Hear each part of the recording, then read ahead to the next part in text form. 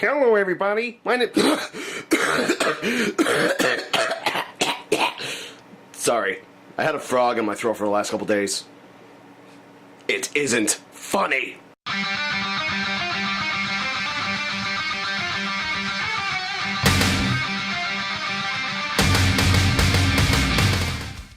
Hello everyone, my name is Freddie the Frog. Whether old or new, it's worth my review. And today, I'm going to be talking about the latest installment, as far as January 2015, of the Saints Row series, Gat Out of Hell.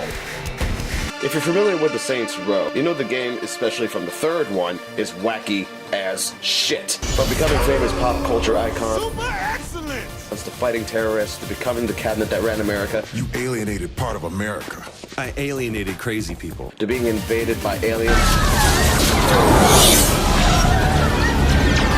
It's only natural that each game you go, what the fuck? And what I love about the people who make these games is that you wouldn't think that after every sequel it would get more and more bizarre and messed up. They're going to hell this time. But why, might you ask? Well, it starts from the beginning, where the former FBI agent, Kinsey Kensington, has a surprise birthday party. Surprise! What is all this? By the way, depending who you played as the boss in the fourth one, your last save file, yeah, they will show up in this one. Accent and everything. We really do birthday parties. But you celebrated Christmas? Anyway, while the festivities are going on, some of the characters decide to play with a Ouija board. Every slumber party has to involve a spirit board. Slumber party? Will the president/god emperor for life ever choose a partner to reign alongside them? No. Jezebel? Who the fuck?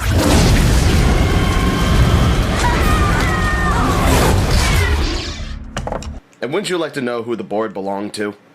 Where'd you get the board? Who did it belong to? Alistair Crowley? Guys, I think it's laughing at us. So it leaves John and Kinsey to go after Satan to go grab the boss, or whoever version of him or her was that you made. Hi. You know where my friend is?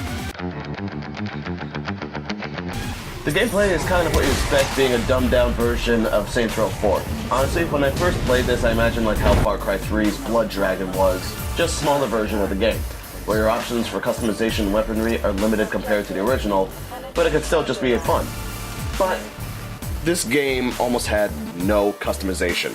The best you could do was upgrade your weapons and skills. Anyone who was expecting to do things like dress Johnny and Kinsey up will find themselves lacking that. The controls of the game are equivalent to that of 3 and 4, meaning they're very easy and quick to remember.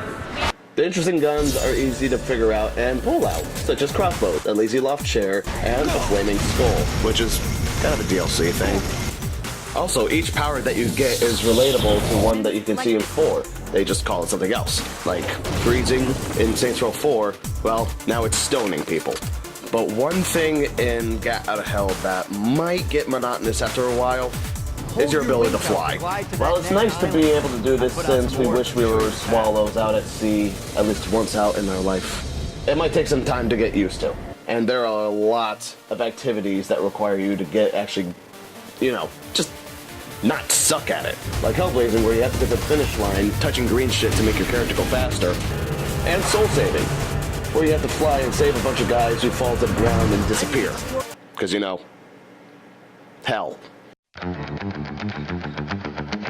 The sound is what you would expect coming from hell. Dark, gruesome, and excretes misery all over your face.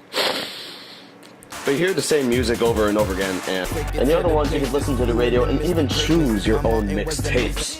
If you want to hear Don't Want to Miss a Thing over and over and over and over and over and over and over and over and over and over and over and over and over and over and over and over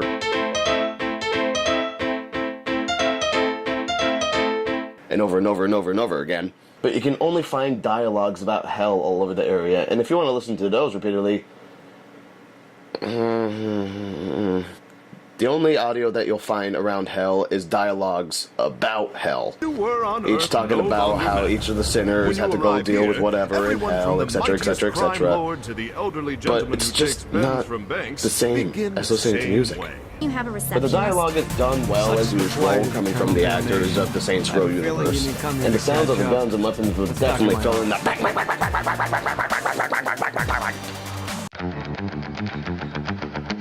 Anyone expecting to get this game because you want to expand on the Saints Row story, you'll probably be both interested and maybe slightly disappointed. How do you plan to come back? I try not to sweat the details. The story's not bad whatsoever. No, but the scenes you see in the trailer are pretty much the highlighted moments that you will see. While it is interesting to see Kinsey and Johnny team up to go into hell to save the boss, and you also get to see Dane, who was the main antagonist of the second Saints Row game, you will probably only see a total of 30 minutes worth of cutscenes. Like really, it's a very short game. They are hilarious though, but if you're not into the whole entire, how should I put it, musical? But schemes are currently in motion. Your choice, be a wife or be a thrall. What if it doesn't work? The bus is counting on us! You think I don't know? Then you're probably not going to like 1/4 of the cutscenes. You're also reconnected with the De Winter sisters from the third game, and historical figures like Shakespeare, Vlad the Impaler, and Blackbeard, who have all their own separate storylines and motives that are explained rather quickly. You'll have to do missions for each of them, like how the loyalty and side quest missions work in the fourth one. Basically, you have to do a bunch of shit for them, and they'll help you out. One example is for Vlad, you have to kill a bunch of frats. Now, who doesn't want to do that?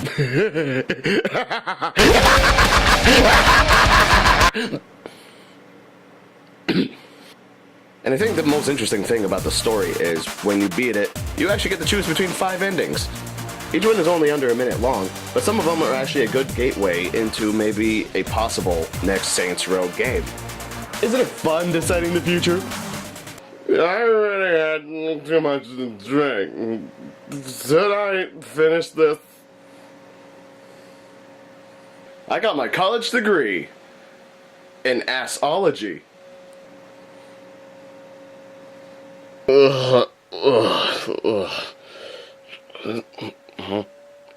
I'm not paying child support. The game overall? While the game is a decent epilogue to the very popular Saints Row series, following the events of the last one, it is only very minimal. While the game is still very fun in its own sandbox world kind of way, if far more limited than anything. Like the abilities you get in this one, you can get in the last one. I think the cutscenes in the game were very short, and only a handful of views were actually really used to expand on the story. And only really funny ones you'll see are in the trailer. I didn't really like the flying. I felt it was something that they put in to make it different than the high jumping and gliding in the last one, but because a lot of activities require you to get good at it, and while it felt more like a chore, I didn't enjoy it after a small amount of time. The only thing I think worth mentioning absolutely is the weapons. The weapons because of how interesting, and I did find myself using all of them. Other than that, Saints Row veterans may find this game slightly disappointing, and feeling the game was rushed. For anyone, if this is the first Saints Row game that you're playing, you will find that this is actually more of a tutorial than anything. As, even though it's cool, you get to fight the devil, and the weapons and activities of the games were, not entirely bad, just the fucking flying. Fuck! For veterans, this will be a stroll in the park, in hell. I give this game a I give this game a I give it a C.